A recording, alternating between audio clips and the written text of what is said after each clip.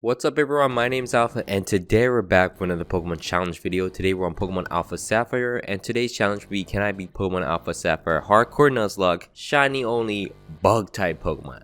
Bug, when I say bug like that, but we're using bug type only in a shiny lock Hardcore Nuzlocke. It's gonna be very annoying because you guys do not know in Pokemon bug is generally the weakest typing and ORAS in Generation 6 is not an exclusion of it at all. So this will be a very interesting challenge. But before we get into the rules, I want to ask you guys if you guys can support this video by dropping a like and leaving some comments in the comment section below, and also subscribing because it will help my channel. Let's actually reach for another like goal. Let's up the like goal this time. Let's go for 800 likes in this challenge video. You know, it's a little harder with bug types and all, so let's aim for that as we get into the challenge. So to begin off, the rule sets are pretty simple with a Nuzlocke on screen. As you can see, first Pokemon in each route, well, bug type Pokemon in each route is the only Pokemon I can catch. So if there's multiple of them, I can only catch one of them per route, and they must be shiny and they also must be a bug type. If they ever faint, they are dead. We have to put them in a box and just forget about them. Now we have to also implement a harder rule set onto the Nuzlocke to just make it even harder. The hardcore bits is you must play on set mode, which some of you guys do not know. If you beat a trainer's Pokemon, that means you cannot switch out. You must stay in battle and you have to switch out manually. And as well, you cannot use items inside a battle. You can use hell items, but you can't use any items from the bag. And finally, there is a level cap on the bottom left. As you see, this is the level cap for the ace Pokemon of each gym leader fight. You can technically get around that. In the gym leader fight you do gain XP, so if you happen to gain levels in the gym fight, it'll be fine. It's just you can't go over it before you get into the gym fight. Hope that rounds everything out. Let's get into the challenge itself. Now to begin off, there is no bug type starter, so obviously we have to get around that. Once we do get Pokeballs from the professor and beating a rival, we're gonna go into Route 101, and the first Pokemon in this route that we can catch is gonna be a Wurmple. Now Wurmple has multiple evolutions, but we have to go with whatever we get. We're actually go in here and search for our shiny Wurmple. I've also modified the shiny odds into 1 in 1,500 to make it a bit easier. Think of it as I have 3 shiny charms, so it's a lot easier than regular full odds shiny hunting, but it's still very annoying because it takes a long time. So we're gonna spend a little bit of time, finding ourselves a shiny Wurmple in the grass. It is going to be a purple Wurmple. I mean, I actually don't know what determines the evolution of it. So once we catch this Wurmple, we're gonna add it to our team, and that's gonna be our first Pokemon, and we're gonna train it up into its evolutionary form. Now once we're training it up, we're gonna actually go into Route 102. And in Route 102, you're able to find another bug type Pokemon that we can add on our team, which is going to be Surskit. Unfortunately though, Surskit is a 1% encounter, so I have to find that and also find it shiny. So it's going to be very difficult to find. As you see, I am attempting to find it, but I end up evolving my Wurmple into a Silcoon. Okay, Silcoon's pretty cool. It's going to evolve into a Beautifly. The Beautifly line is gone, but not the Dustox line, because Dustox is a completely different line of Pokemon, just evolved from a base Pokemon, so I count it as a different Pokemon. So we're going to find ourselves a shiny Cascoon in Petalburg Woods, and it will be our second Pokemon. Honestly, we kind of gave up on the Surskit hunt for a little bit because we had to go into Petalburg Woods, but we eventually go back because we realized that we can't really beat the first gym leader, which is going to be the rock type gym leader, without the Surskit. So I decided to go back and search for this. I think it's better to have more Pokemon than not, so I'm going to search for this for a long time. Eventually we are able to find ourselves a shiny Surskit. Now the Surskit is bug and water type, I believe, so it's actually pretty dangerous and has a pretty unique typing.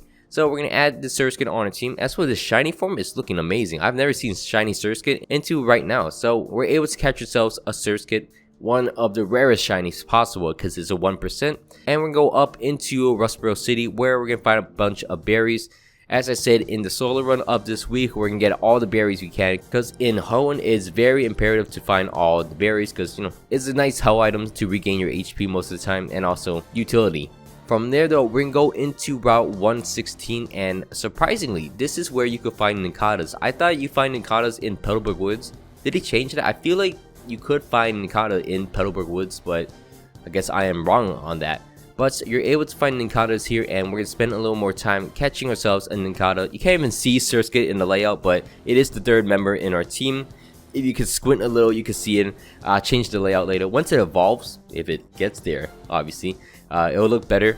But we're gonna find ourselves a shiny Nincada in the grass. Took a little bit, but we're able to put that on our team. And surprisingly, Nincada is a bug and ground type Pokemon, so it's actually gonna be very useful in the first gym. As we head into the first gym fight of the game, we're gonna face off against Roxanne. Roxanne's gonna be the rock type gym leader, and she's gonna start off the battle against us using a Geodude. We're gonna start off the battle using our Dustox against her because she has Rock Tomb obviously, so it's gonna be quite annoying. I'm going to use Confusion on my Dustox. It's a 3-shot kill. Weaken it down a little bit more and then guarantee my KO as I'm avoiding all the speed drops because I have Shield Dust, which is, I didn't even plan that out, but it worked out phenomenally. And then once the Nose Pass comes out, I'm going to switch out into my Nincada. I'm going to Sand Attack. Doesn't even do too much damage to me at all. This Nose Pass is actually pretty weak against my Nincada. So Nincada's able to weaken him down. Well, not weaken him down, but lower his accuracy enough 6 times. And then I can switch out to my Surskit. Now I was so nervous here. I was like, oh, what if he just lands one? I think I could have lived one, but if he landed one, I would have been very dangerous. But luckily enough, I am able to 3-shot the Nose Pass using Bubble from my Surskit, and we beat Roxanne without losing a single I was very worried. I was prepared to lose someone. I was like, you know what, just take someone now. Cause okay, it's one of the harder gym fights in the game because obviously I'm a bug type. But from there's not much for us to do, and we're gonna head into Dewford Island. In Dewford Island, we're going to face off against the second gym leader in the game. The second gym leader is going to be Brawly, and luckily for us, we have a flying type Pokemon on our team, which is going to be Beautifly. Beautifly is going to handle Brawly quite easily. As we start off the battle against his Machop with our Beautifly, Gus one-shots the Machop. I'm like, okay, it's fine. Take it in. Another Gus would knock him out, and I'm like, okay, well, this is a really, really easy gym fight. Well, 2 shots knock him out, and then we can move on into Slateport City. Now in Slateport City, there's nothing too special for us besides this brand new TM called Struggle Bug, which is going to be a move for everyone because it's a bug type move. It's one of the stronger bug type moves. Well, not a stronger one, but it's an upgrade because most of my Pokemon don't even have a bug type move to begin with. So we're able to put that on our Pokemon and then face off against our rival. Oh yeah, I purposely chose Mudkip as my starter so my rival picks up Grovyle, so it makes it easier on us. I don't know why people complain about that. Why would you complain about that? Why would I try to make my challenge better for me? Like, give myself an advantage. Like, why would I purposely make it even harder for me? It's already a hard enough challenge. Give myself an advantage there, and we can move on into Marble City, where we're able to go into route, I think, 118 or 121, something like that, outside of Marble City on the west side.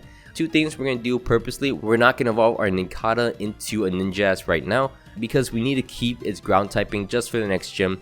And also there is another Pokemon we're going to search out in here. We're going to look for Illumise or Volbeat. Looking for Volbeat more, and we actually found the Volbeat over the Illumise, so I'm actually really happy about that. Put that on our team as our 5th member of the team. It's looking pretty cool, but I'm very excited to use Tail Glow as his signature move, so that's going to be fun to use as we head into the next gym of the game. We're going to face off against Watson, the electric type gym leader in Marble City. We're going to start with the battle against him using our Nincada. Nincada has a ground type move, not a very good one, but he has a ground type move in a Mud Slap. Mud Slap is going to 2-shot down the Magnemite, and then he's going to switch out into his Magneton, which is going to be 4 times weak to even more ground moves. He's going to Supersonic me, it's going to scare me out, that's fine. I will just reset completely, just go on my Dustox, and then go back into my Nincada, and eventually we're able to weaken him down. Oh, I use Struggle Bug to lower his attack stat, so I go back into my Nincada. Can Supersonic me still. It's, you know, as long as I'm able to hit him eventually activate my Oranberry, and there we go. We knock out the Magneton, and basically that's it. I mean, there's a Voltorb in the back, unless it's gonna self-destruct. Luckily it did not self-destruct. We're able to knock out the Voltorb very slowly, lower his accuracy and everything, and eventually knock him out, and we get the 3rd gym badge of the game. Super simple for us as we head into the next mini boss fight. We're going to face off against the Team Aqua leader, which is going to be Archie. Now this fight went pretty well to start off with. We knock out his first 2 Pokemon easily, and then he comes out with his Golbat. I'm like, wait a second, this thing is a poison flying type. It resists me and also destroys my team. He does such a huge amount of damage to my Dustox, and at this point I'm just nervous. I'm like, what do I do here? So I decided to go out into my Volbeat to see if I could do anything. He actually Confuse Rays me. I can take a Wing Attack. I decided to try to Fuse Ray him, and at this point I'm like, oh, I hit myself. I have no answers. If I switch into something, he's gonna outspeed it and knock him out. So I decided to just risk it. I want to Confuse Ray him right now to see if I could get an attack hit on himself. This actually gives me an out, so I can switch out into my Ninjas. Unfortunately, he breaks through confusion and hits my Ninjas. I live one attack, and then at this point I just want to do some chip damage to him, slash, gets him down to a little bit, but he's getting knocked on my Ninjas, and that's the first KO of the game. And then I'm going to switch out into my Masquerain, and then I'm able to bubble beam him down. 2 bubble beams will knock him out, as I'm able to live 2 air cutters, luckily. And we luckily end up beating Archie. Fortunately, we lose a member and put a count on the death counter. You might be wondering why I'm not using Shedinja. One thing, Shedinja is actually shiny when you evolve it from a shiny Nincada, which is something I didn't know. Because the from location is also the same location you caught your Nincada from, so I decided not to count it as a Pokemon because it's kind of the same encounter, so it's kind of duping Pokemon, and Nincada's kind of broken, so I decided it wouldn't be too fun to use, you know, because he's kind of broken when I have a full team around him. So I decided to avoid that and then just take my death on the death counter. And then from there, we're going to go into the next gym of the game, where we're going to face off against Flannery. Flannery is going to be the fire type gym leader of the game, and we're going to start the battle against her using obviously our Masquerain. I went back to Slateport City and got the Sea Incense for us, and it's going to one-shot everything. We one-shot the Slugma to his face. We get 2 shots the Torkoal as cursed up, so shouldn't be too difficult. End up beating down Flannery very easily as we knock out the Numero, and we got our 4th gym badge of the game. Super simple. This is not the last thing we have to do in Lava Ridge City. Outside of Lava Ridge City, there is a desert. What's the desert called? I think it's just called a route, so whatever. We're going to go into the route and go into this patch of sand over here, which allows us to find ourselves some fossils. Now, some fossils in here include a claw fossil, which will revive into a rock and bug type Pokemon called Anorith. So we're going to go back into Rustboro City and then revive our Pokemon into an Anorith, and we're able to reset until we get a shiny Pokemon. Shouldn't be too hard. These gift Pokemons are pretty simple to get most of the time, and we end up getting a nice Anorith. Can't wait for it to evolve. It actually looks really nice when it evolves. We get ourselves a shiny Anorith, and we could move on into the next gym of the game. The next gym will be in Petalburg City, where we're face off against Norman. Norman's gonna be the Norm type gym leader. Norman. Anyways, we're gonna start with the battle against him using our Masquerain against his Slacking. He's gonna intimidate down the Slacking, and then we're able to stun spore it. He's gonna yawn me, unfortunately, so I'm gonna switch out into my Volbeat. Volbeat's gonna take any hits easily. He also has Protect, so I'm able to Tail Glow up in front of him. 2 Tail Glows will get me up to +6. I'm going to Signal Beam, destroy the Slacking, as you can see, and then he's gonna switch out to his Vigoroth. He's gonna take a Signal Beam and go down as well, and then his final Slacking I'm going to Protect against, avoid a Swagger, and then Signal Beam twice to knock him out, and we get ourselves the 5th gym badge very easily. As you can see, Volbeat's Tail Glow is such a great move. I can't wait to use that even more. And from there, we're gonna move on into the next part of the game. We're gonna go back into Marble City and buy the TM for Charge Beam, and then put that on our Volbeat as we face off against the 6th gym leader in the game, which is gonna be Winona. Winona's gonna be the flying type gym leader, and we're gonna start the battle against her using our Masquerain again. We're gonna load the attack stat of the Swellow, and then we're gonna stun spore it. Luckily, lands it against its double team. And then I decided to switch out to my Anorith because it's also a bug and rock type, so it won't take too much from a flying move. I decided to switch back into my Masquerain to lower its attack stat even more, and continuously do that until I feel like I'm ready, so I can switch out into my Volbeat, get a Tail Glow up in front of him, and then he's gonna Air Lace me. Luckily enough, I have a Citrus Berry on, and also I have Charge Beam. So Charge Beam will one-shot the Swellow, unfortunately not give me that plus attack boost, and then he's gonna switch out. And then she's going to switch out into a Pelipper. I could take one of his Air Lace easily and then Moonlight in front of it. And then I'm able to Charge Beam and knock it out. Actually, outplay it because it went for Protect as I went for a Moonlight. And then Charge Beam would knock it out. And still no attack stat boost. Kind of annoying. Charge Beam will one-shot the Skarmy as it does not have Sturdy for some reason. I think it's Kenai, so I guess it makes sense. But anyways, she's going to switch out into her Ace, which is going to be Altaria. And this Altaria decided to throw. It just wants to use Dragon Breath against me, so I'll take it. I'm able to knock out the Altaria easily with my Volbeat without any trouble at all. I get paralyzed, it's fine. I end up knocking her out, and we get the 6th gym badge. We beat the flying type gym leader without losing a single Pokemon. So for that one death is really haunting me at the Archie fight. But from there, we're gonna move on into the Safari Zone, where we're gonna encounter our last bug type Pokemon. Now, in the northwest region of the Safari Zone, you have to get the Acro Bike for it, but there is a bug type Pokemon called Heracross in here. Heracross You could get Heracross or Pinsir. I was debating between the two. You could also get their Mega Stones. So I decided, you know what, I think I haven't used Heracross enough in my Nuzlocke, and I really like Heracross a lot as a Pokemon. So I decided to search for a Heracross, and since I can guarantee it, either Heracross or Pinsir, I decided to go for a Heracross. And you know, they're in their own respective regions, so we're able to find ourselves a shiny Heracross, which is gonna be pink. Kind of funny. Catch ourselves a Heracross easily, and then go into Moss Deep City, surf down south, and then get ourselves the Heracronite, which is gonna be the Heracross Megastone that allows it to Mega Evolve. And then we're gonna face off against the 7 gym leaders in the game. We're gonna face off against Tate and Liza in this double battle fight. We're gonna start the battle against them using our Heracross, which is nice. I mean, how do I say this in the most polite way? I felt this coming. I just honestly felt this coming. I was like, you know what? I'm getting Mega Horn into Solrock, because Solrock's the biggest threat right now. It has a fire move and a rock move. So I'm just getting a Mega Horn. It misses the Solrock. And then they decide to double attack my Heracross. 2 psychics to his face will go down. And then I'm like, I just lost a Heracross. I just lost a Heracross for that.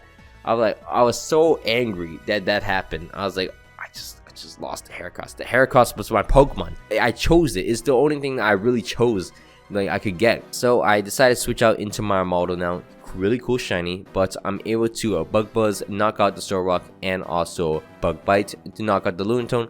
Close calls though, because we almost actually lost our Dustox, which would have been really bad, but luckily we're able to knock out the Lunatone and we get the 7th gym badge. It's probably the only time you ever see me lose a Pokemon to Tate and Liza, which is very embarrassing. Losing a Pokemon in a bug type only run is a very annoying situation, but you gotta move on. From there, we're gonna face off against Primal Kyogre, which is gonna be the last mini boss of the game, basically. Not mini boss, but it's the main boss of the game. And I calc this, all my Pokemon died to Origin Pulse. So the only thing I can do is switch out into my Volbeat, teach it Thunder Wave, and then we're able to Thunder Wave it, paralyze it luckily because I had speed. Luckily it had Aqua Ring in front of me, so I'm able to Thunder and it does no damage. Oh my god. Oh my god. You know what, thinking back, I should have taught it Struggle Bug and then start struggling down on it. I made it lower its special attack, so I may have been able to knock it out with other Pokemon. But luckily enough, I just kept spamming Thunder because I thought Thunder was going to be a good move on it. It's not. It's not a great move on Volbeat, apparently. I should have Tail Glow at some point. Maybe I would have killed him.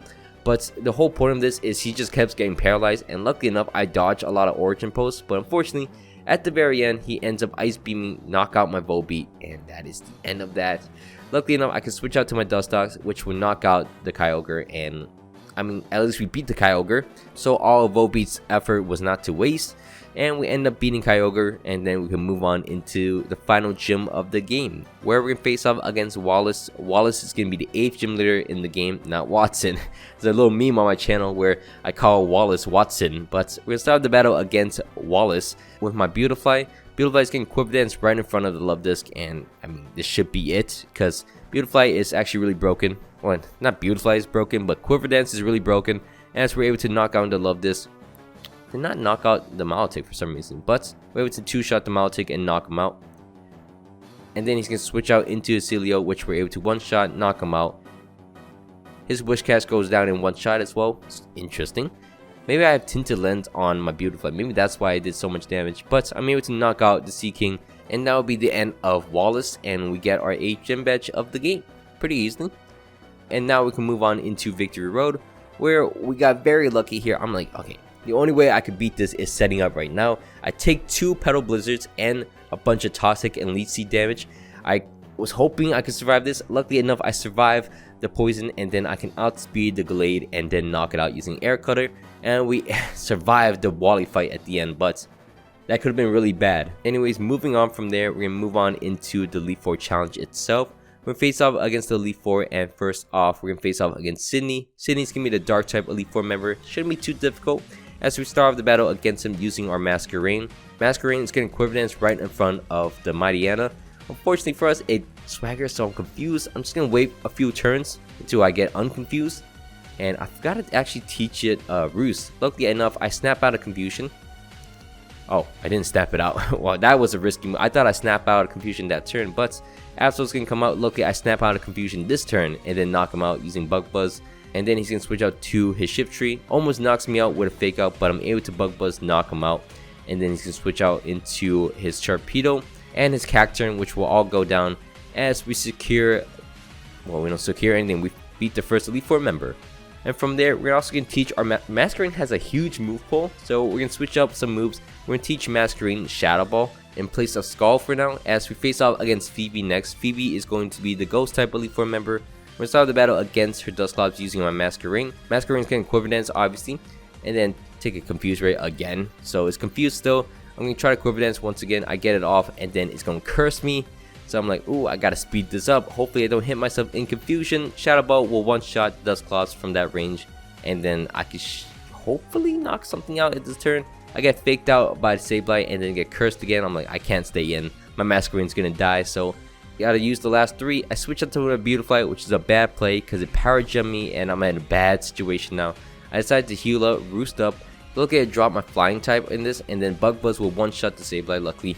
So that could have been really bad. And then I could switch out into my Dustox in front of the Dusknoir. Dusknoir, I'm going to poison it and then try to roost up in front of it, get my Citrus Berry healed up, and luckily I could stall it out pretty well. Switch out to my model, and then I'm able to Earthquake, two-shot it, and then knock him out, luckily, without losing a Pokemon. He's going to switch out to his Bayonet, and I'm just going to stay in here. He's going to try to grudge me and everything. It shouldn't be too difficult, as we're able to knock out the Bayonet. And then her final Pokemon will also be a Bayonet. Obviously, my model, it's taking a beating. I don't want to risk it. It might get crit, it might die, so I switch out into my Dustox, which will survive any special attack hits, as I'm able to roost it off and then knock him out using a Bug Buzz. So we ended up beating Phoebe without even using Masquerain that much. And we can move on to the next Elite Four member, which is going to be Glacia. Glacia is going to be the Ice type Elite Four member, and we're going to start the battle against her using our Masquerain. Just like always. So I actually decided to switch out into my model and then switch back into my Masquerain, all to lower his attack stats. I don't even know what's going on. How can I commentate this? But I'm going to lower the attack stat of the Glalie twice and then start setting up in front of him. At this point, I actually taught my Masquerain Roost, so it should be pretty good from now on. I'm able to roost off all the damages pretty well and then keep getting set up. Eventually, I am able to Bug Buzz, knock out the Glalie in one shot, which is nice. She can switch out to her first Frostlass, which will go down to one Air Cutter, and then her second Frostlass in the back will also go down to one Air Cutter. The Walrein comes out as her ace Pokemon. A Bug Buzz will one-shot it, obviously, and then her final Pokemon will be a Glalie, which it's going down. It's trash. And from there, we can move on into the final Elite Four member, which is going to be Drake. Drake is going to be the Dragon type Elite Four member, and we're gonna start the battle using our Masquerain. Of course, Masquerain is just so broken. I love using it. I decided to Quiver Dance right in front of the Altaria. I know I could survive any hits. It's actually getting Cotton Guard me, so it gives me another free setup move, and then it's going to Air Lace me. I am able to get a third one off, and then this should be it. I'm going to Ice Beam and knock out the Altaria in one shot. Then he's going to switch out to his first Flygon, which will get Ice Beam knocked out as well. Then he's going to switch out into his Kingdra, which will get Bug Buzz and knocked out. His other Flygon in the back will get Ice Beam and knocked out as well, and his final Pokemon will be a regular Salamence, which will get Ice Beam and also get knocked out.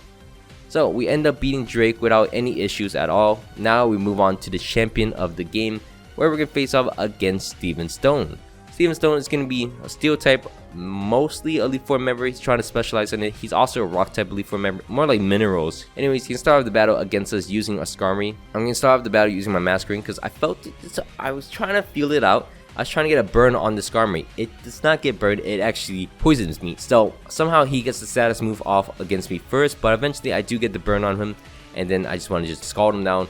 Unfortunately, my Masquerain seems like it's going to be useless in the following turns, so I decided to Quiver Dance up in front of the Skarmory, and at this point I accepted the fact that my Masquerain is going to go down. I needed to break the Aggron sturdy, so I decided to scald it. Luckily it burns him, and then Aggron will go down.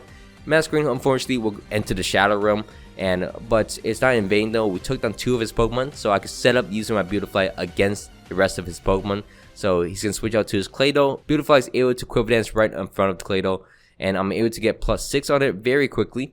I also have Roost, so it was not too much of an issue, but I am able to Giga Drain, knock out the Claydol in one shot. He's going to switch out into his Cradily. I am able to Bug Buzz, one shot it too. Jeez, this thing's going crazy. His next Pokemon will be in a model. He's going to live a Giga Drain, and luckily I avoided the Rock Blast from their model, and I'm able to Giga Drain, knock out their model, and then his final Pokemon will be a Metagross.